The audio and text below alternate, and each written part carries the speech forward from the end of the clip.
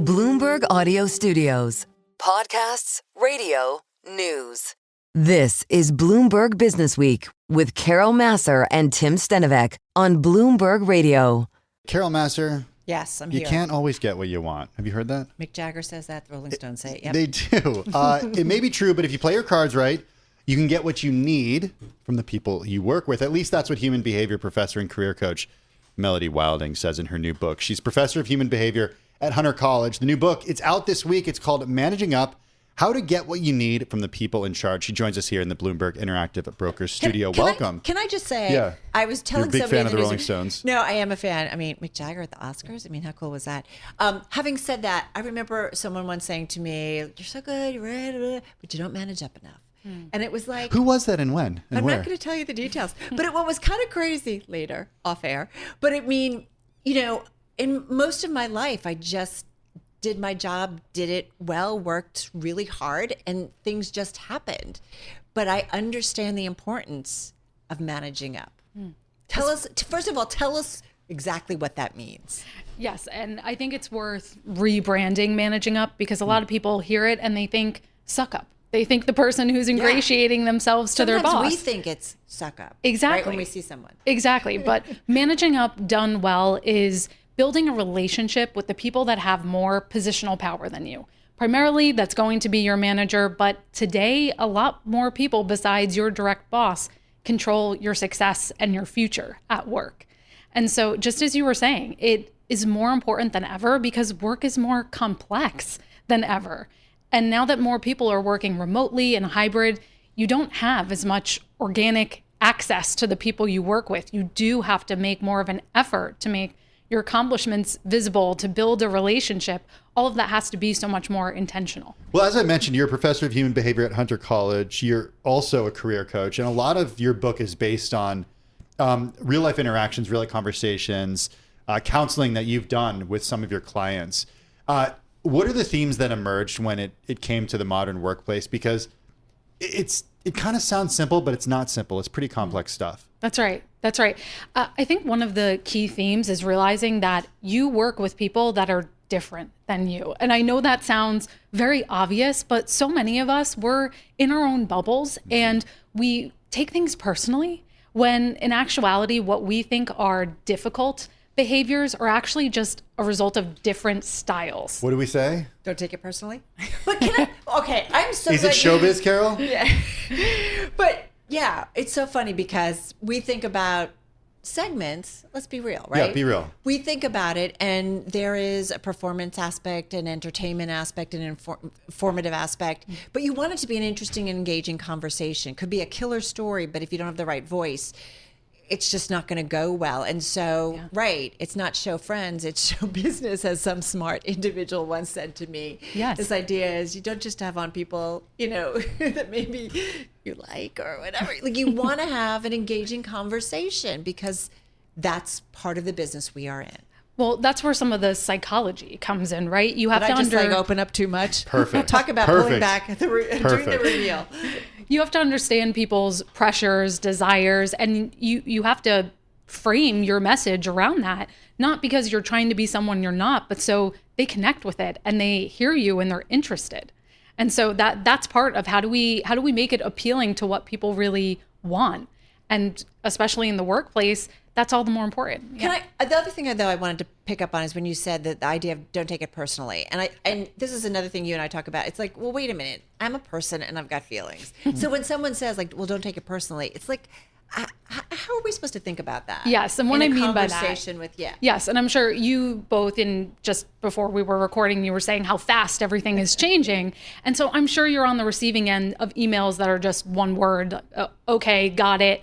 And for some people, they may take that personally and say, does this person hate me? Am I getting fired today? Why did they use a period instead of an exclamation point? And what I'm saying is that some people, that may be their default communication style, right, where you may lead with a lot of context and pleasantries and how are you doing? And you want to know about their personal life. And other people are straight to the point. They want the bullets. They want the bottom line. And when you know that, you understand where their behavior is coming from, you're much less likely to go to that worst place Is it possible to understand each other if you're not in the office physically together? I think it is. In the first chapter of the book, I talk about what's called the alignment conversation. The book is actually based around these 10 conversations for managing up to give people a methodology to follow. And in there, I talk about being observant. Yes, you can ask questions about someone's preferences, but you also have to have your eyes open. How is someone communicating even digitally? Are they communicating and sending you things via Slack or text, for example? Who's speaking up first in meetings? Who's turning their camera on or not? Unmuting themselves? All of those are cues about the power dynamics and what's going on. So what would you say? Like, I put down a list. Who's forgetting to mute themselves? Me? I always am. And they're like, I'm on the subway platform. Could you, like how to ask for a raise, how to say no to your boss, how to ask for a promotion or an opportunity. Are there rules around that? And obviously every relationship, even in the workplace, is going to be specific and different. But I wonder if there's some thoughts on that. Definitely thoughts on that. I would say rules, not exactly, because every workplace is different. Is this part of managing up, though? Part of managing up, exactly, is having organizational awareness to understand the environment that you're operating in, the workplace culture, but also who you're dealing with. Let's talk about saying no, for example, because today you can't just outright say no. There is an expectation that you will be a team player, and everyone's being expected to take on more. So you can't just say, I'm not doing that. And in the book, I talk about a few approaches. One of my favorites I call the trade-off approach. And that's where you say, okay, I hear X is important. In order to do Y, which you've also shared you want me to work on, that means we're going to have to temporarily slow down on something else. Are you comfortable with that? Or what would you like us to deprioritize? And so with that, you're framing the conversation, you're framing the decision, but at the end of the day, you're putting the authority back in the other person's hand to make the choice of what do you want me to do. To make the final call. You know, there's a section in the book called Expose Yourself. And I know it's a little tongue in cheek, but what essentially you talk about is get around people that you're not typically around. And there's something that sticks out here, which I love. Take the elevator instead of the stairs, or grab a coffee from a different spot if it means you're more likely to bump into someone new or influential. You're here with us. You probably noticed that elevators only go to the 6th floor. I did. That's by design. Yeah. It's to make sure that you are around everybody in the organization. It does work. It totally works. I see people from all over. One of my favorite things. Yeah. But it also raises the question that I have: if you want to open yourself up to people at work, this idea of quote unquote bringing your whole self to work, right? Like saw a little bit of an eye roll from you just now when I said that. Do you really want to do that in this day and age? Work is work. It's not. You're not hanging out with your friends. I understand. I think there's a difference between bringing your whole self and being true to who your professional self is. Your whole self is who you are at home and all of your weaknesses and quirks. And there still needs to be an air of professionalism that comes along with it. So I don't really believe in this idea of authenticity at work, because we all have to maintain this air of professionalism. So, but yeah, exposing yourself is really about how do you put yourself in the path of new people that you could meet, because even though we're talking about managing up, yes, it's about your boss. Do not make your boss your single point of failure. Yeah, that's really interesting. So when you say managing up, it's really managing ups. Like there's multiple people that's right. there's multiple people that you should be having conversations with. That's right. Oh, absolutely. Whether that's your skip level manager, your boss's boss, for example, your boss's peers, other powerful colleagues. That can be tricky in some situations. It can. Because then it looks like you're sort of going over the head of your immediate manager. Yes. Well, that's not the first thing you want to jump to. And that's why the book is based around these conversations, because they build on trust and rapport. But when it does come to scheduling a skip level, which is what we're talking about, you want to bring your boss in the mix. This is something you could bring to your one-on-one and say, I would love to gain a better understanding of the organization, the priorities that we're working on. I think a great way to do that would be meeting with your manager. Would you be comfortable with me doing that? And if you think that might be too much of a risk, you can also say, how about, would you be open to your boss coming to our next team meeting or all hands, for example, so it doesn't feel like you're doing a end run around them. You do have a chapter about the money conversation. So what's your advice? We just got about a minute left here. Show me the money.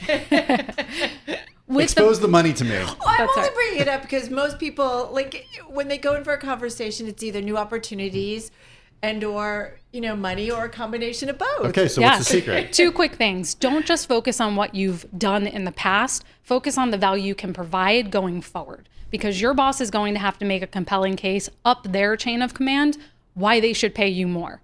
And then second is, when you are asking for more money, frame it in terms of fairness. Use language like, I want to make sure my compensation matches the level that I'm performing at, so it doesn't feel like, well, I just deserve this, or I feel like I deserve this.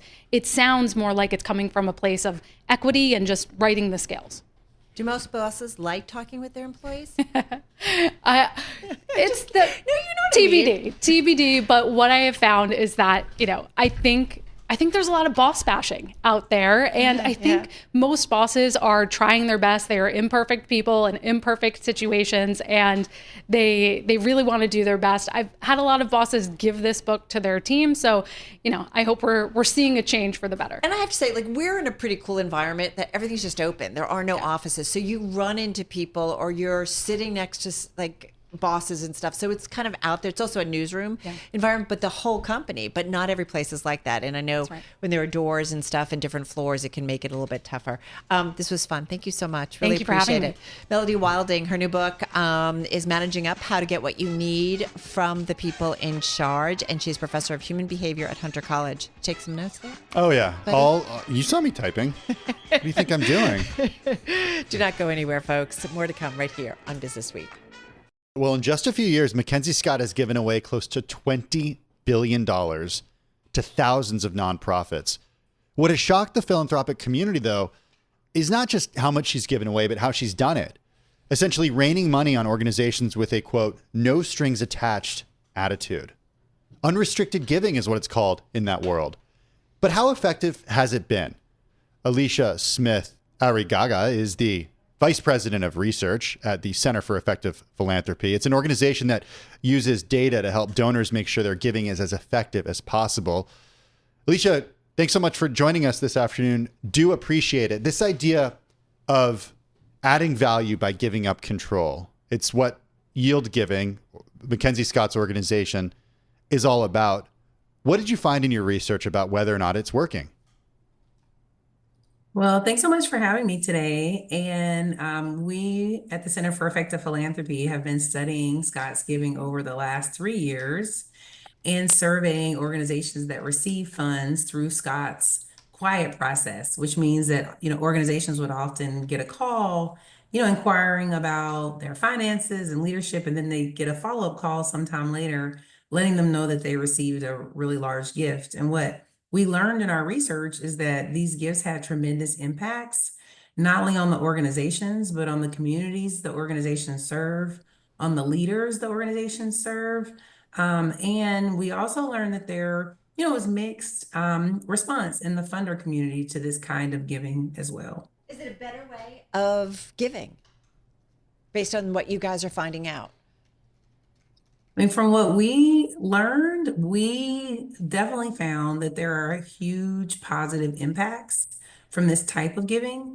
One of the things, there are a couple of ways in which this kind of giving is different from what typically happens.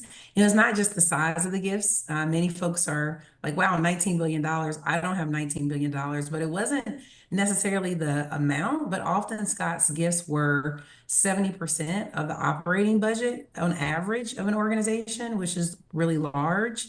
They were unrestricted in terms of the amount of time in which they had to be spent, which is very unusual.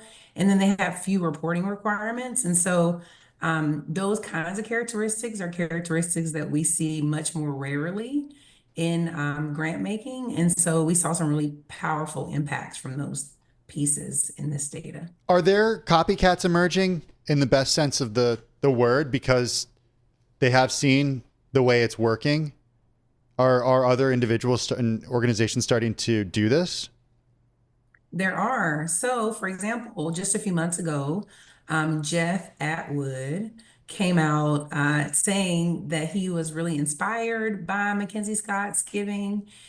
He also is part of a group of folks who have billions to give away, and talked a lot in the Chronicle of Philanthropy and other places about how he was so inspired by her giving that he was going to give in the same way. We also know that This there is are the some co-founder of it's I think a computer programming platform, right? Yeah. Stack Overflow. Yes, So of yeah, Stack forgive me. Overflow. Yeah, go ahead. Mhm. Yeah, so yeah, he was an individual donor who we saw using a lot of the same strategies. And then there's some foundations as well who have shifted portions of their giving to giving in this way. Would love to see more of it since the data shows that it works. But we are seeing some trickles of folks who are doing this similar kind of giving You to know, MacKenzie Scott. I have to say, before I came to Bloomberg and when I was an undergrad, I did some donor and development work for a major business school.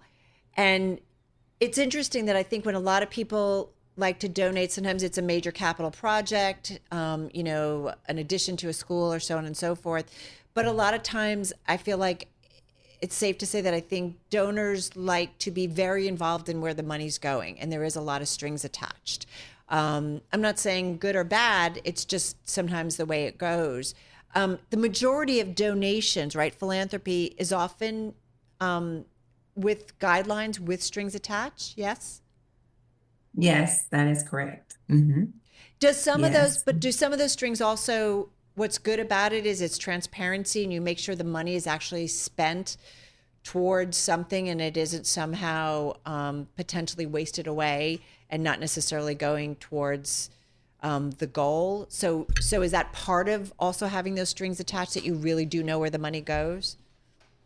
Well, I think the really powerful thing here is that even though there weren't necessarily strings attached on the back end, like Scott was pretty clear, and for the most part, for most of these folks, these were one-time gifts. Yeah. What they did do was pretty intensive vetting of organizations, right? So they were looking at finances, they're looking at leadership, they're looking at strategic plans, and they're choosing organizations on the front end. So the donor's done a lot of work on the front end in terms of, deciding where the funds go. And so then if you really trust where you've made that investment, there's less of a need to then at the back end, try and determine, well, did, X% of what I was funding go to Y or Z? But, really doing that upfront work, I think is what's really powerful and unique about the way that Scott gave. Yeah. And what we see in the data is that organizations were really great stewards of the funds and did all sorts of innovative things as well. You shared with our producer, Paul Brennan, that the backlash in terms of how MacKenzie Scott donated money, that there was a backlash from foundation leaders about her approach. What specifically did they do? Was it just verbal, or what was it? What was that backlash? Well, there wasn't necessarily backlash, but what we found in our data is that there's mixed. We asked funders and we surveyed a national sample of funders who do over $5 million in grant making. If and ask them if they look at MacKenzie Scott's giving, how has it influenced their own giving? And what we see is that, while funders reported, a large majority of them, that they see the way that she gives is impactful to the organization she gives to. When they're then asked if they would do that same kind of giving in their organization, we see much more mixed reactions. And we know, what we saw in interviews from this is that it's due to all sorts of reasons, right? Whether that's some sorts of constraints from the board or constraints of the organization. There are other folks who just don't choose to give that way. And so the number of foundations who've adopted this approach is much more varied overall. Elisha, we're going to have to leave it there. Elisha Smith Arrillaga is the Vice President of Research at the Center for Effective Philanthropy. Check out the work that the organization has done. They use data to help donors make sure their giving is as effective as possible. She joins us from Austin, Texas.